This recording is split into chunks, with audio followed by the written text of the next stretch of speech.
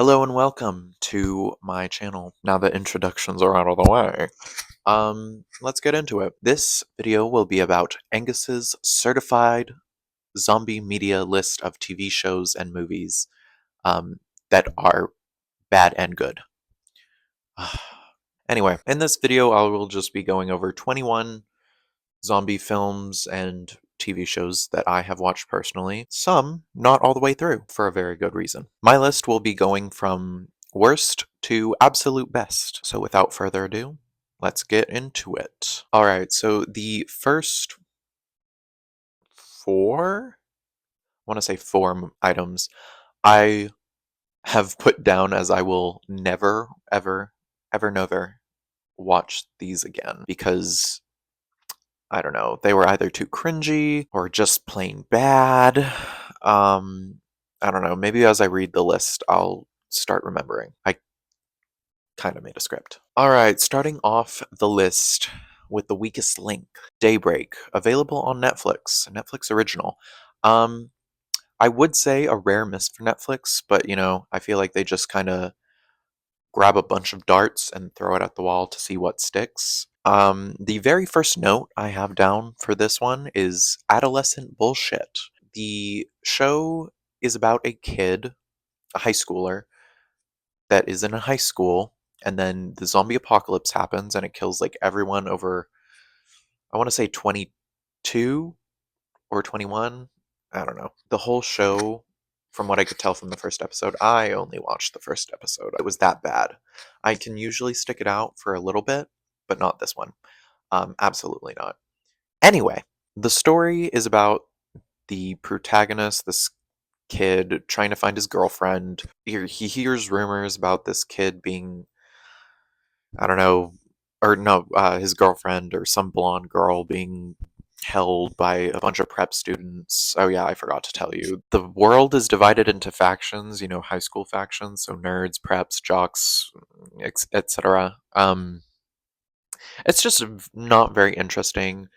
I have to compare it to CW writing, Riverdale, except Daybreak somehow is just not campy. It's not fun. There's nothing going on, and I couldn't even watch episode 2. It was flat out boring. It was dull. I don't know. You know what? I don't even we're not going to go there. 21 Daybreak, won't ever watch it again. For number 20, hey, so this is editing Angus. I actually never said what number 20 was through that whole thing, but it's Z Nation. Number 20 is Z Nation. My bad. This one is just not my taste. If you really like campy, unrealistic, I mean, it's zombies, it's all unrealistic, I guess. But this one just did not tickle my pickle in the way that zombies do for me. There are some fun parts, I will say. There was this one time this blonde lady gave birth to a zombie and she was like, "Oh, I'm a fucking mother." And she shot a machine gun into a bunch of Amish people, I think. I think she was Amish, actually. Who cares? Oh no, she was part of a women's retreat. There were some pretty interesting what if scenarios in it. I will say, like what happens to a nuclear power plant in a zombie apocalypse, and I was like, oh shit, I really don't want to think about a double doomsday thing when I'm making my zombie prep kit and junk. A lot of the characters were really boring. The only character I liked was, I think, Sunny, and she died off pretty early. As the show kept going on, the quality just kept on falling apart. It's like a ball of yarn that just keeps unraveling or whatever as it rolls on. The CGI was a mess. I don't know, some weird backgrounds, weird wigs for what would turn out to be the main character. And I couldn't finish the last 2 seasons, I want to say. I just remember, I want to say her name was Lieutenant or something. She may have been a cop.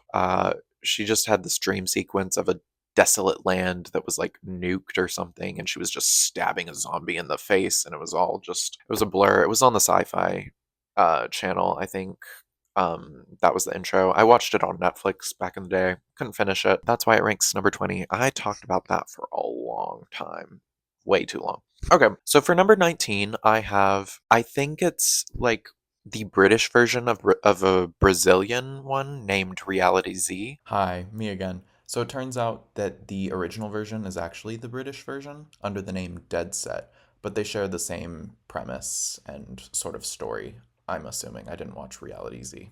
It's a one season show. I guess it won some awards in England, maybe, but its premise is that the zombie apocalypse happens and the show follows the cast of like a Big Brother show and they're locked in. I mean, there was some good drama, like, cheating on, a partner, I guess, said partner not knowing and making his way to see his girlfriend through like the English channel and meeting this other girl who gets bit, yada yada yada. But basically, it's not a super memorable series, and my big negative of this is that they just kind of sit around doing nothing. Like there's no progression, it feels like, within the main story. They're just surviving until they die. I don't know, there's no goal to get anywhere, to get to some safe refuge. It'd be fine, I guess, if they made a plan and it just all failed and they all died.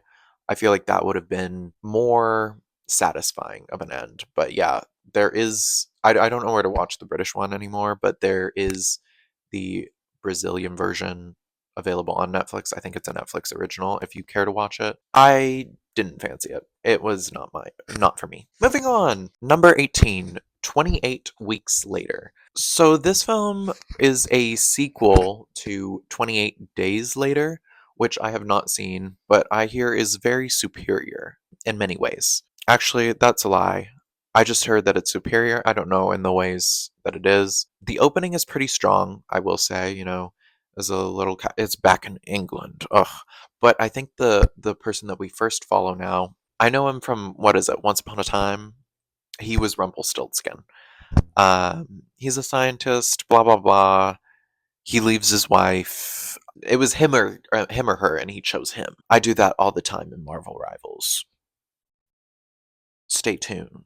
Anyway, the story was decent enough. The cast was fine, but there were no standouts. I mean, I was only really rooting for Rose Byrne. The setting was really dull. It was gray and just, I mean, for the most part, like in the main part, main part, whatever. It was just really gray in the city and like dull and pretty lifeless in the sense that there was nothing that drew you into the setting. And I think that's like a big deal for me.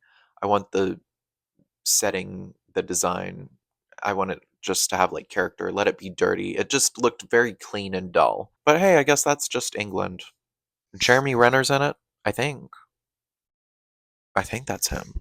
I don't know. He looks very plain. The film also has one of my least favorite tropes, and that's the "Where'd Timmy go?" Which just means some dumbass kid goes looking in a dark, eerie place, just for kicks or curiosity or some bullshit, and it usually leads to another character's death, but not the kids. Hate that trope.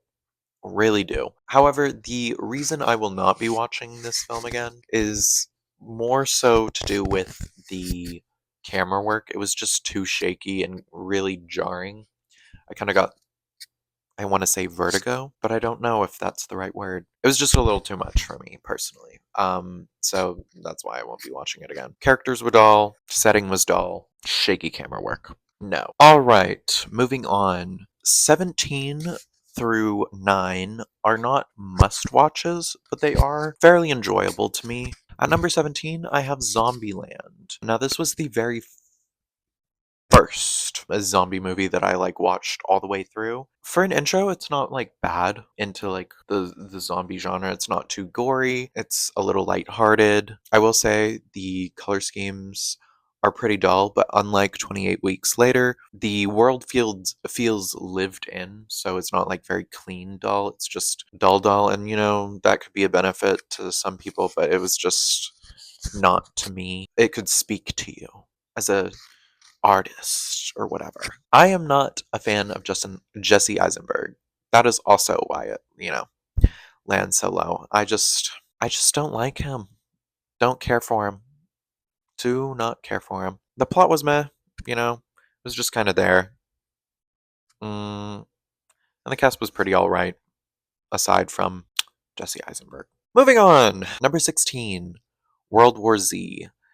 Very similar to Zombieland in terms of like a beginner. It's a good place to start, I guess. This one definitely more so on the horror side. I like how the zombies were very aggressive in this one. All the other zombies in the media prior to this, I would say except for 28 Weeks Later, had been pretty meh, just there. Personally, I like the video game a lot more, very reminiscent of Left 4 Dead. I also don't really care for Brad Pitt. I'm team Angelina Jolie. What can I say? What I really, really, really, really did like though, to bring into what do you call it? Like a real life scenario would be using old magazines and duct tape as armor against zombies. If you don't own a leather jacket or some shit or just a little extra padding, I think that's a very interesting thing to do. All right, moving on to number 15, Pride, Prejudice, and Zombies. So I've only seen this once.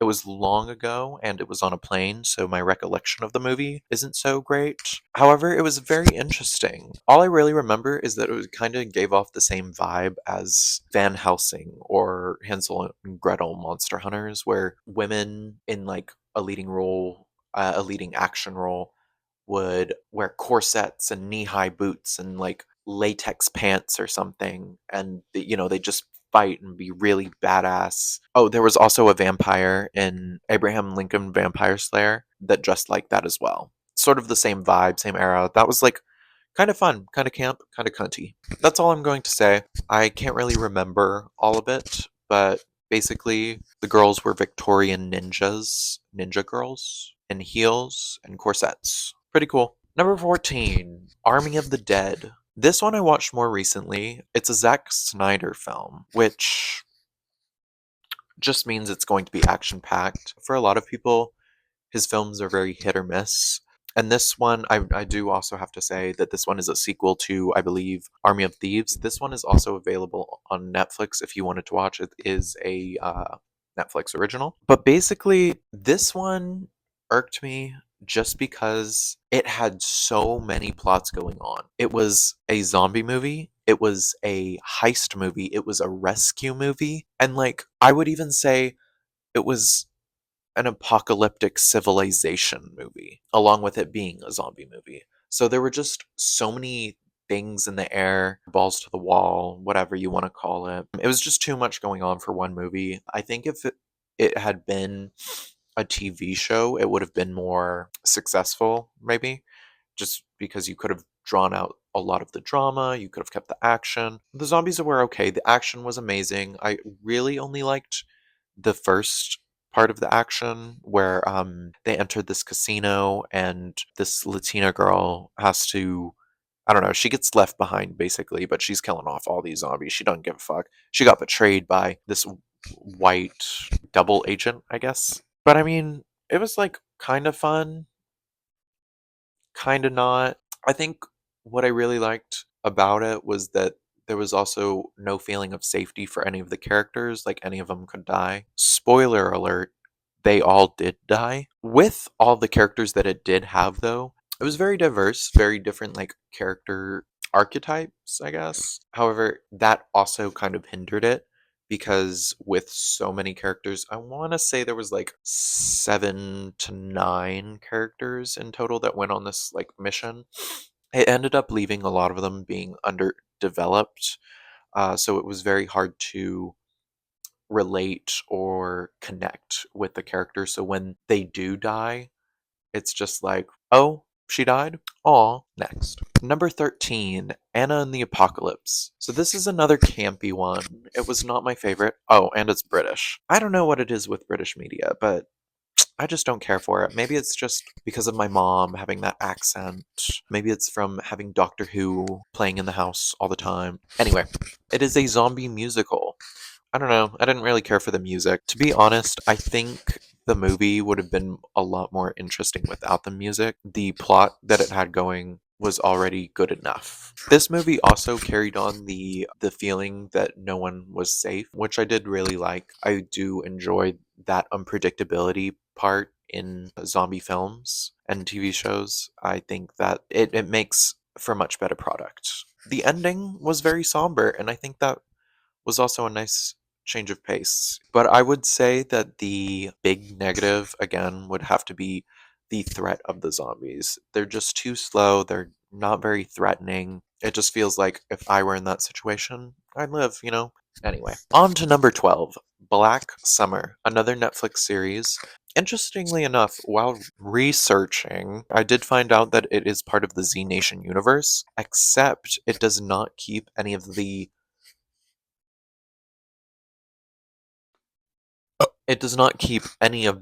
campiness from the Z Nation universe or whatever you want to say, whatever. Which I do have to say I like. It adds a serious tone to whatever's going on. A character is pretty likable. I think her name is Sun. She's Korean, and I think her storyline is definitely the most interesting to follow throughout. I think it's just maybe 2 or 3 seasons. I can not remember for the life of me. But I believe she was a Korean visiting on a vacation when the zombie apocalypse hit. And so just, having to see how she navigates through the US with like little to no understanding of the English language is very interesting, for lack of a better word. It's like my favorite word of the day. Anyway, what I will say is that the storytelling was very broken apart. It was very like, it would just cut to other people's storylines often. I'm not sure if it was by episode or it would even like split up the episode into sections, but it was like chapters and it wasn't always following the same people. I don't know. It was very choppy. The plot was pretty okay. The main one was about this mom trying to reconnect with her daughter at all costs, at least in the first season, and then it was just I think the second season was just getting to another safer place. Unfortunately, as I had mentioned before, I think the way that the show ended up being told by how choppy it was didn't make it very memorable, I'll say. Moving on, this one may shock you. Also, I'm cheating. I'm putting 2 for number 11. The Walking Dead and Fear the Walking Dead. Both shows have a great start, in my opinion. I think I lean more so towards Fear the Walking Dead because that one, it's like as it's happening, you get to see what's going on, what's going through people's heads in this sort of scenario. Whereas The Walking Dead just sort of drops the main character into this situation of isolation, apocalypse, and whatnot.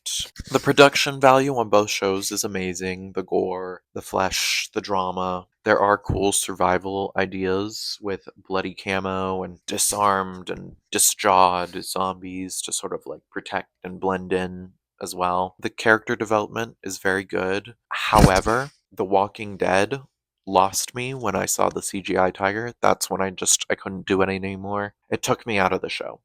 And for Fear the Walking Dead, I just got really tired of the civilization sort of story part. Like with both shows, it just felt like the main cast would get to this area of safety and then there was political drama and it divided them and then they'd have to break out, break away and go find and meet up in a new civilization only for it to just keep happening. And that's another thing that just took me out of the show. There was no goal but survival. Like, you couldn't look for a cure because they kind of killed that off in the first season by saying, like, the CDC didn't know what the fuck was going on.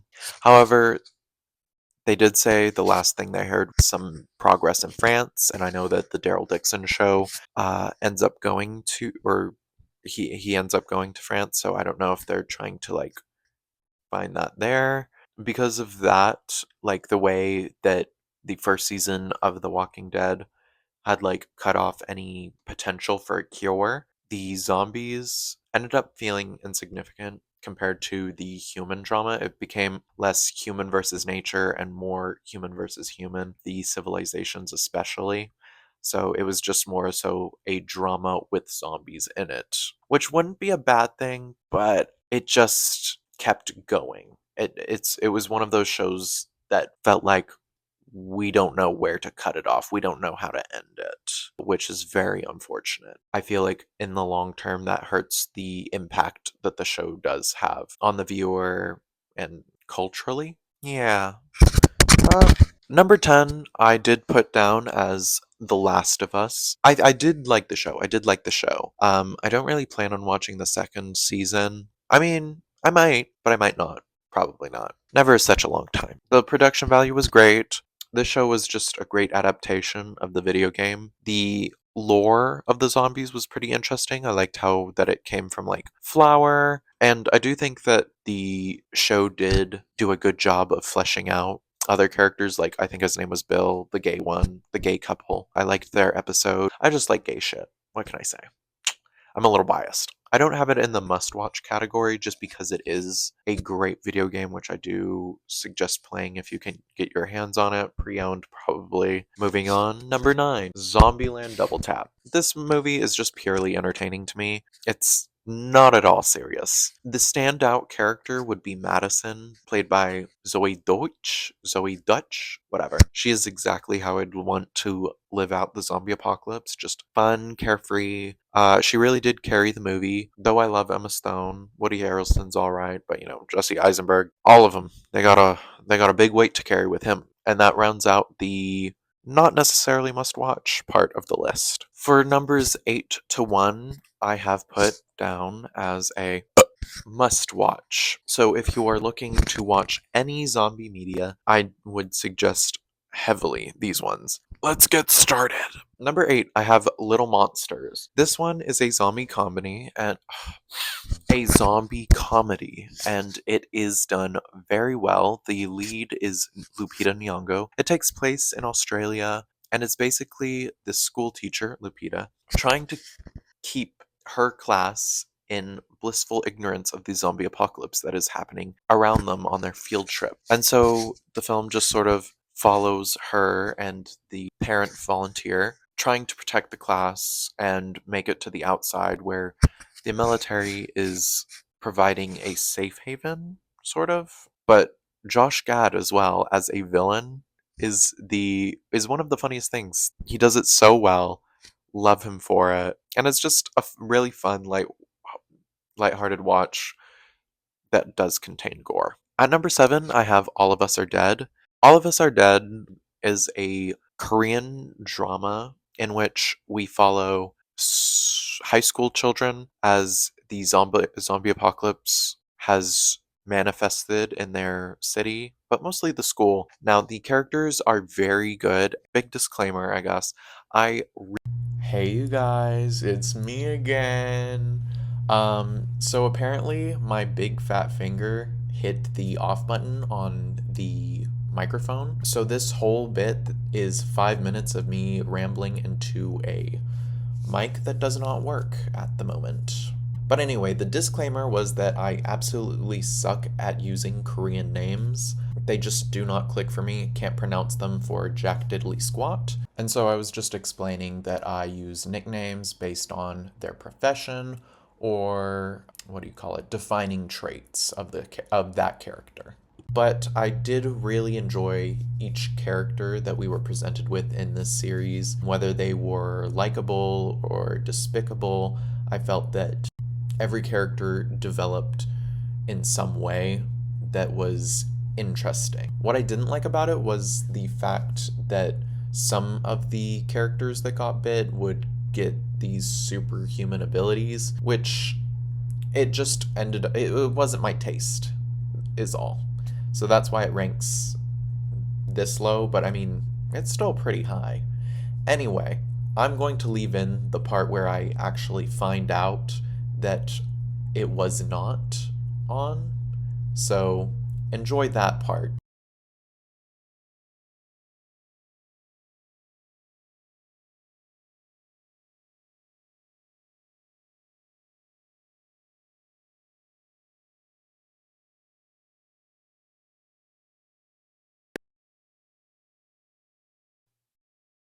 Was it never on?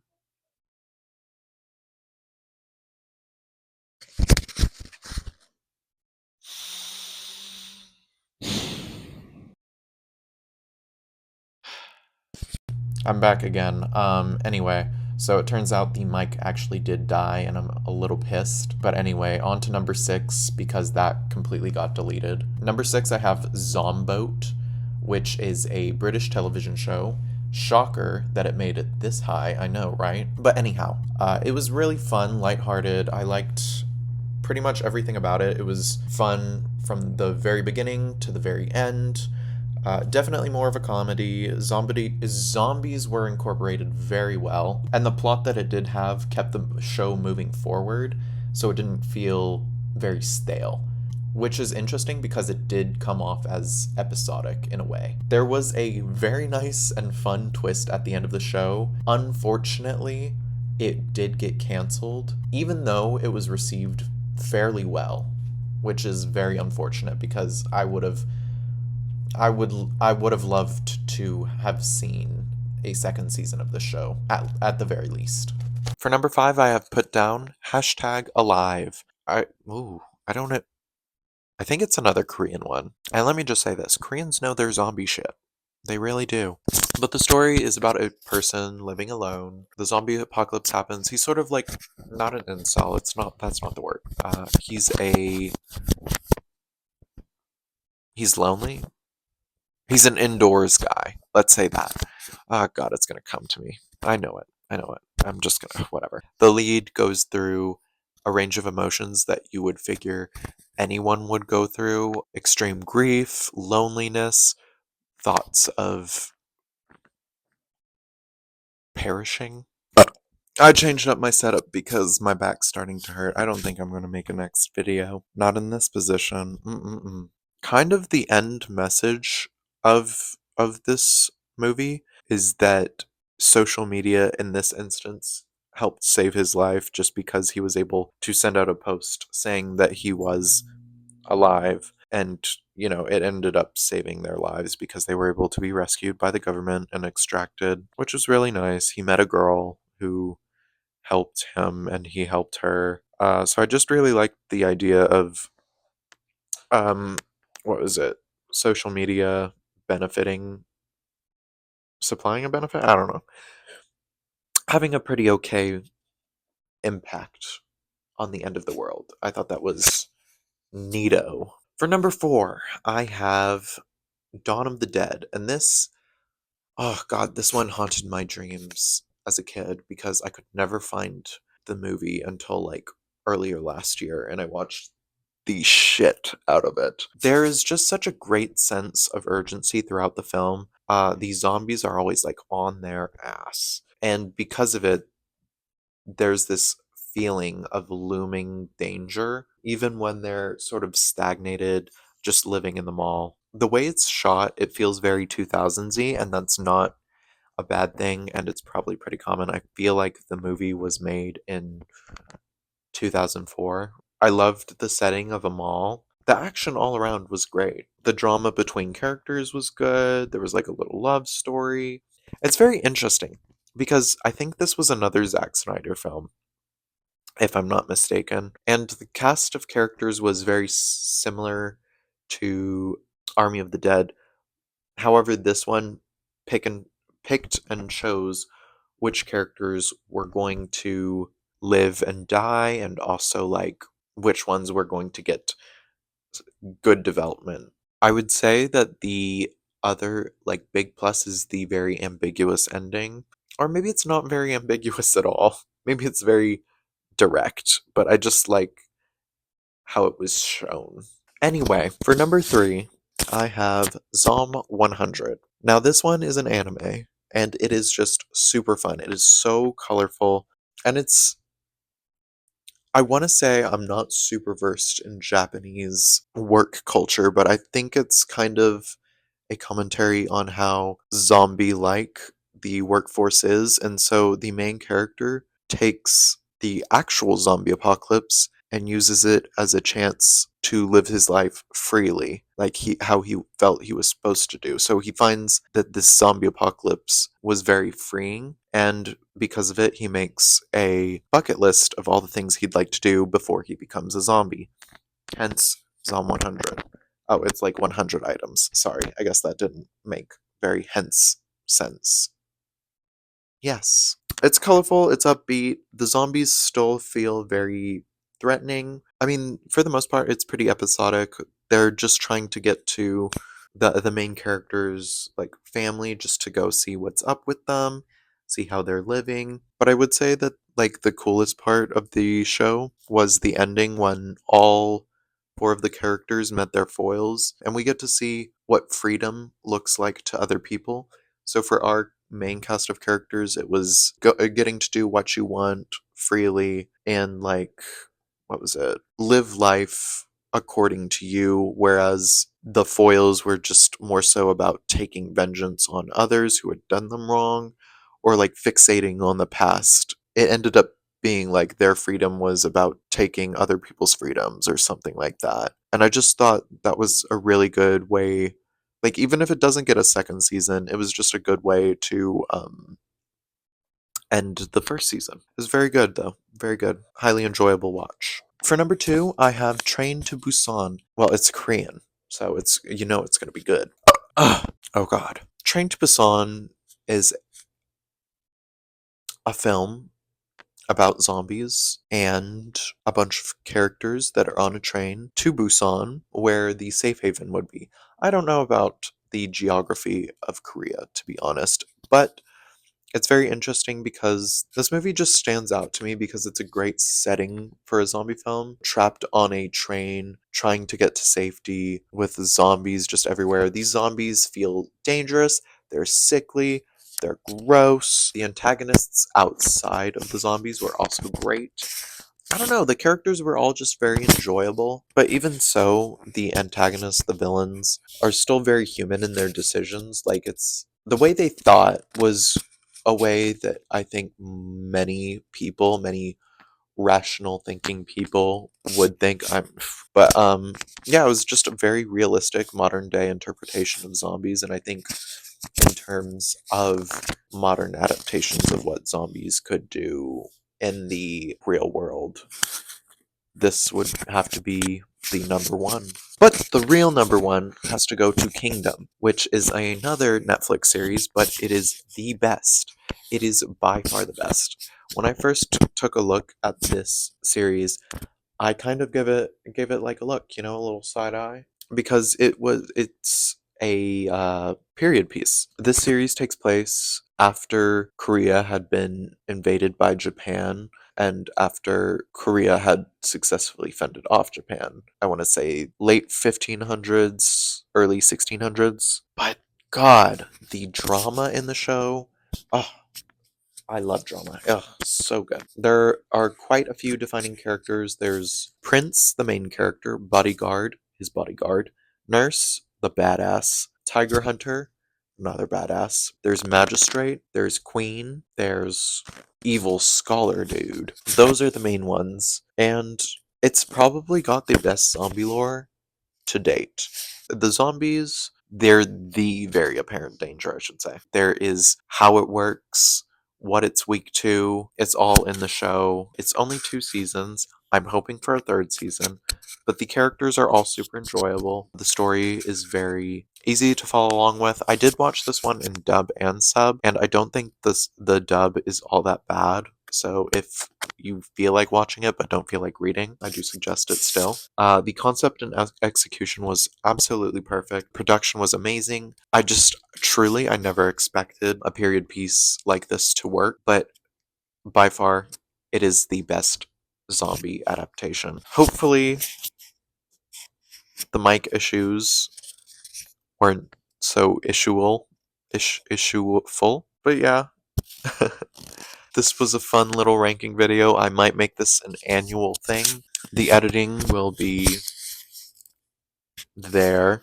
Thank you for sticking along this much. Also, if you see me in real life, no, you didn't. Stay tuned for more videos, not necessarily about zombies, but also not necessarily about zombies. Anyway, how do I end it? End.